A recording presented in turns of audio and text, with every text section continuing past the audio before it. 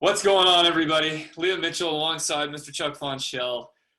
30-20, the Bucs beat the Saints in the divisional playoffs yesterday.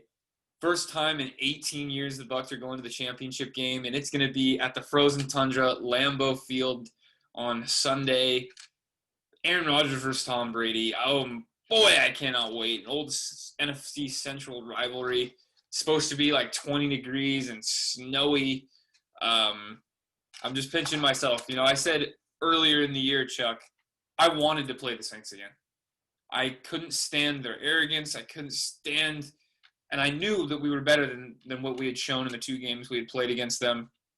And we brought it yesterday. The defense, 4 takeaways. Tom Brady doing what he does best, proving again and again why he's the GOAT. A couple of those throws. The throw to Scotty Miller to put us up 3. Unbelievable ball placement. But overall, Chuck, how are you? What do you got? What do you think about this game? What do you think about this win? What are your thoughts? One question, Liam Mitchell. 2 words. Who dat? We dat, baby. We dat! We dat. We dat! We dat. It is a surreal feeling right now as a Bucs fan. It's what does the phrase go? It's all happening so fast. After the run of mediocrity that we as a fan base have, I would say enjoyed, but I didn't. To suddenly, you get Tom Brady. Okay, fine. Then they trade for Rob Gronkowski. Wow, cool. They sign Leonard Fournette. They go out, they draft an offensive tackle, they draft a safety, they draft in the 5th round a wide receiver, and here we are in January, and it's all working. It's all working, Liam. Yeah. Everything's firing on all cylinders, and a name that I have mentioned in, I believe, every single video that we have done because I missed him and he wasn't available. That might be changing because today, your Tampa Bay Buccaneers changed the designation on one Vita Vea to injured reserve to return. He can practice Wednesday. He is eligible to play on Sunday. What does that mean? I don't know. I stubbed my toe and I don't run for a month. The man snapped his leg. We all threw up when we watched the slow-mo of his leg go like that, just above the ankle. He's 347 pounds. That was, I looked it up now, 3 months and 10 days ago. What is happening right now with your Tampa Bay Buccaneers? I don't know, but it's exciting and it's fun. And on Sunday, I'm going to get drunk.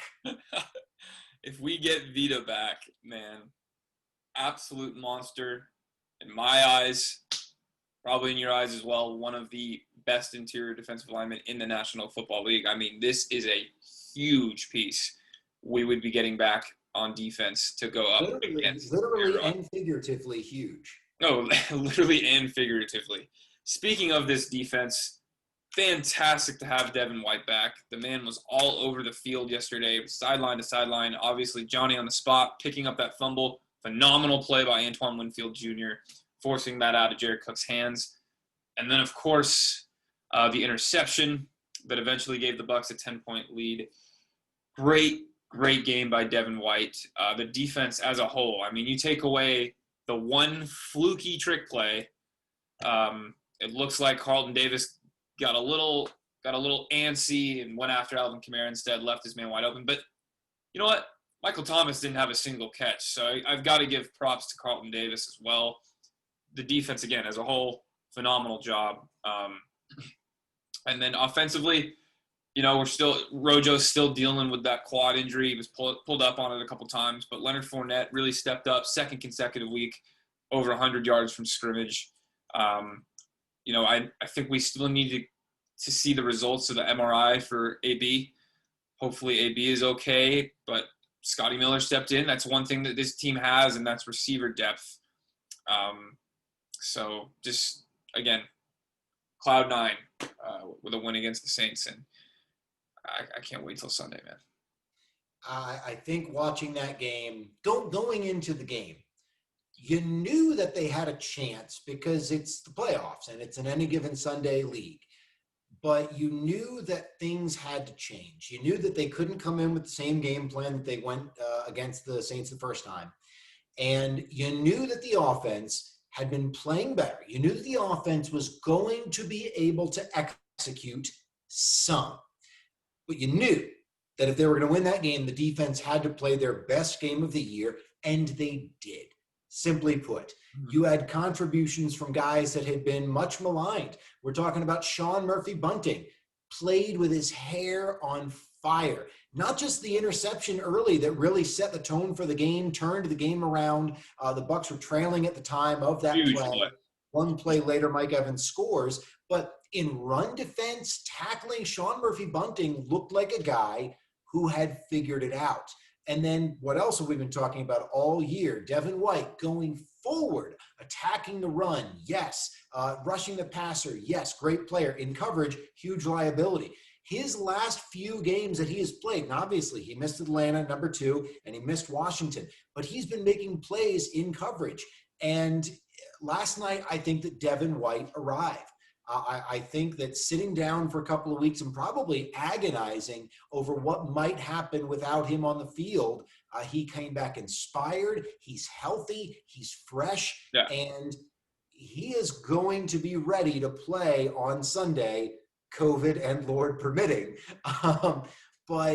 You talk about other players. Antoine Winfield making a huge game-saving play. The Bucs were down by 7 points.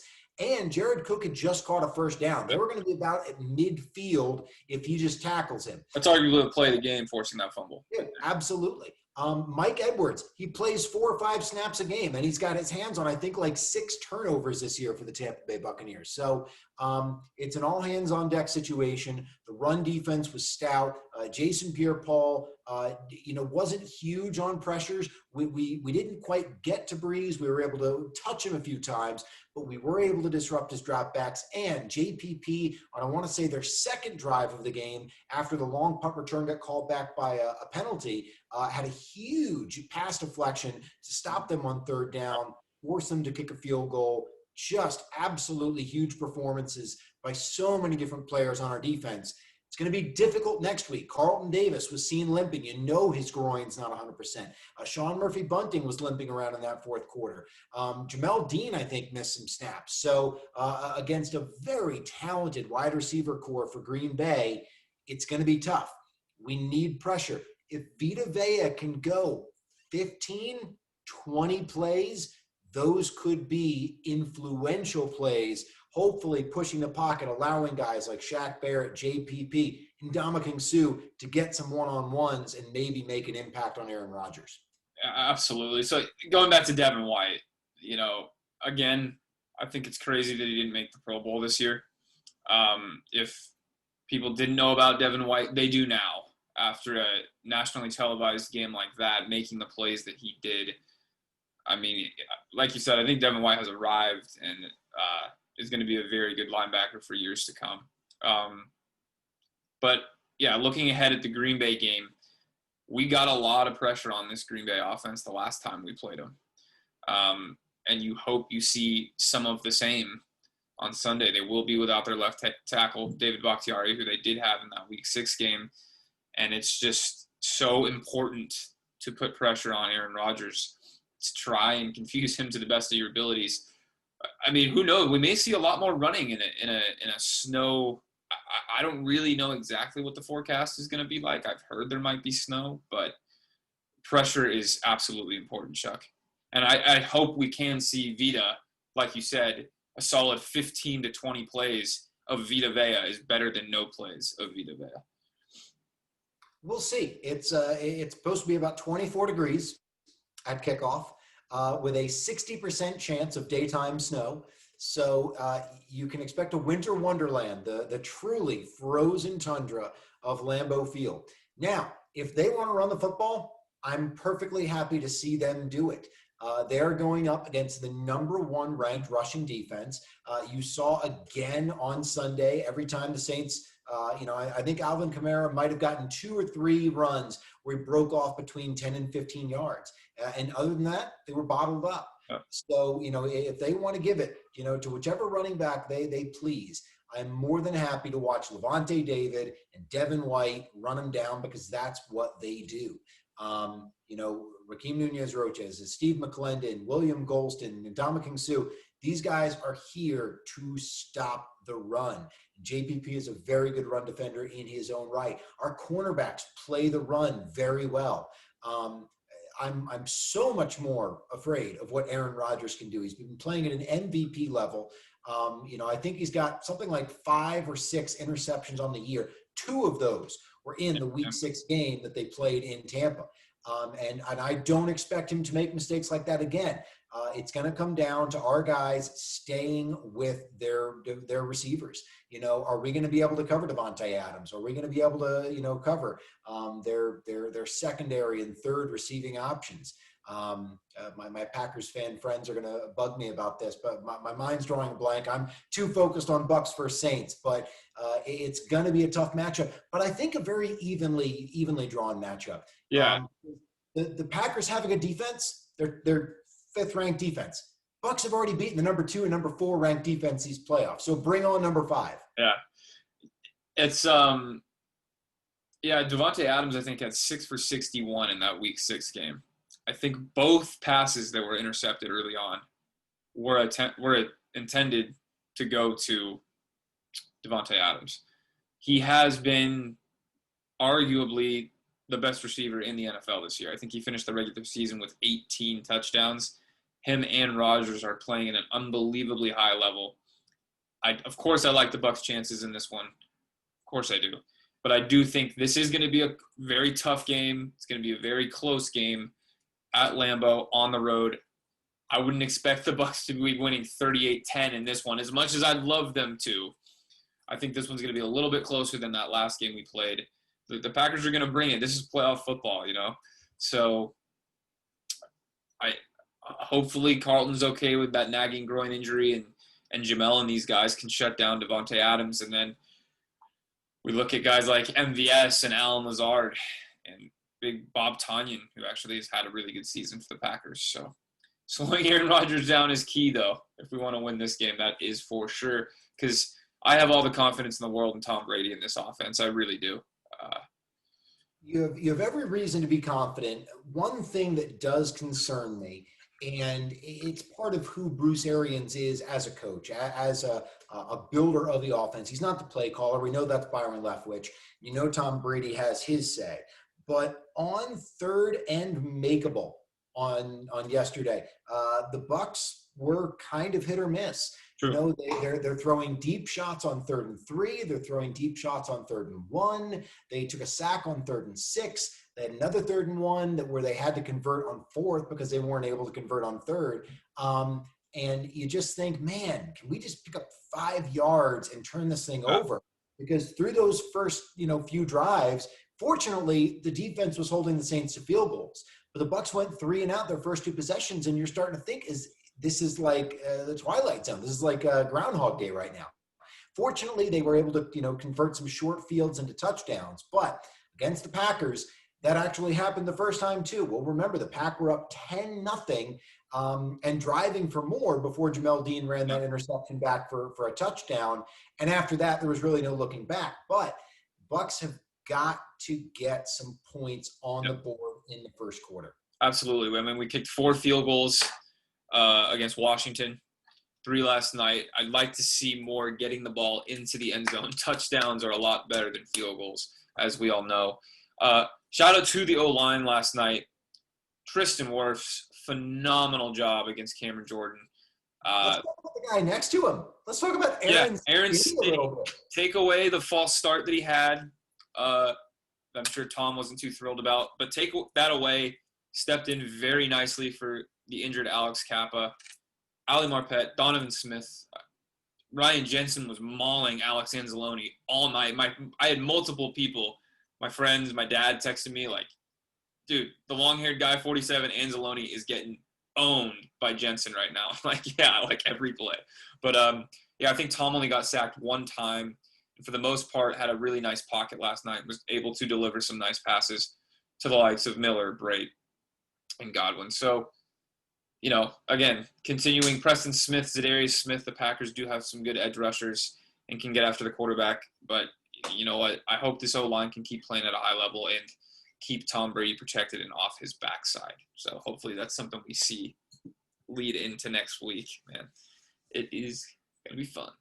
You never want to devalue or undersell an opponent. The Green Bay Packers, they're 13-3 for a reason. They're very talented. They're well coached. They have a good offense and they have a good defense. I'll say this: I am less concerned with the Green Bay defense than I was with the New Orleans defense. 100%. 100% agree with you. Green Bay can get after you. They can rush the passer a little bit. They've got Kenny Clark, I think, in the middle of their defense. We talked about Zadarius Smith. We talked about Preston Smith. There are guys that you have to game plan for. But I think that this is not nearly as deep a defensive line rotation as either Washington or New Orleans brought. I think that Green Bay's probably got as talented, maybe a more talented secondary than either of the two teams we faced so far. But I think they're weak at linebacker. I think that that's going to be a place where the Buccaneers can attack. I think that Rob Gronkowski might be able to have a day. Cam Brate, I think, could see some more catches. He's been a nice safety valve for Brady this off or postseason, I should say. I'm so used to saying off season. This is so much better. Jair Alexander is a guy to look at. Really, really good corner for the Packers, number 23. He's had a fantastic season along with the likes of Xavier Howard, some of these other top-notch corners. Kevin King plays for them, doesn't he? Kevin King's a solid corner. Overall, like you said, their front's very good. I think they have a very good defensive backfield. It's those linebackers that are something I think we'll be able to attack pretty nicely. I just can't wait, Chuck. I keep, this is like the fourth time I'm going to say it in this video, but I keep pinching myself. So it's an exciting time to be a Bucs fan. Sunday cannot come soon enough. I'm going to enjoy this week because my football team is still in it. They're still relevant. I don't have to think about the draft. Here's something for you, Liam. The Buccaneers will draft no lower than 29th in the first round. How excited are you to wait all first round night? That is crazy that we're that low. We probably, if the last time we were that low, well, technically in 2013, we traded our first round pick away for Darrelle Revis, so we didn't have one in 2013. Yay, that trade. Yeah, we don't want to bring that one back, but it's going to be pretty funny that we're actually not a top 10 or top half pick in the draft this year. One thing I got to say, I think most Bucs fans can agree that, of course, I want to win on Sunday. I hope we win on Sunday. I want to go to the Super Bowl so badly. But if for whatever reason we do fall short, this has been an unbelievable season. The fact that we've made it to the NFC Championship game, this is the best team we've had in 18 years. Just what a ride this season has been, man. I hope it is not done yet, but regardless, what a win to beat the Saints on the road. And fourth time in our franchise's history, we're going to the NFC title game twice against the Rams, the Eagles, and Packers. Those guys, all three of those teams at one point in time have been a bit of a rival of the Bucs. So this is just I got some throwback stuff in the works this week that I'm going to have to post for the longtime rivalry the Bucs and Packers have had. So you're going to get some Sap Favre going back and forth? Yeah, some Sap Favre. There's a lot of classic games you can look at in this Bucs-Packers rivalry, man. You got the snow game, the snow blizzard in 1985. Obviously, they had a ton of great games in the 90s and the early 2000s. There was the Creamsicle game, the return of the Creamsicle, Raheem's first one in 2009. Tons of just awesome games, awesome plays, even in games we lost. But Garrett Blunt had one of the best runs in Bucs history at Lambeau Field in 2011. I'll definitely be getting some throwback videos out this week. It's frozen tundra. But Bucs Archive has never been more alive. Well, Chuck, this was fun. I hope I'll be crying tears of joy if we get this win on Sunday. And if we do, don't think I have quite enough in the bank to be able to make it to the game itself, but I would love to be outside the stadium and tailgating with all you guys in Tampa, all these Bucs fans out there. I just want to be in the city and just feel that rush of who knows if we were able to win the Super Bowl of championship football. So You've got a free couch here to crash on. It's a comfy one. thanks, Chuck. I appreciate it, man. Well, thank you guys so much for watching this one. Let us know down below in the comments what you guys thought about the game, what you guys are expecting for the game on Sunday at Green Bay, and we will see you guys in the next one. So as always, go Bucs, and let's get a win Sunday.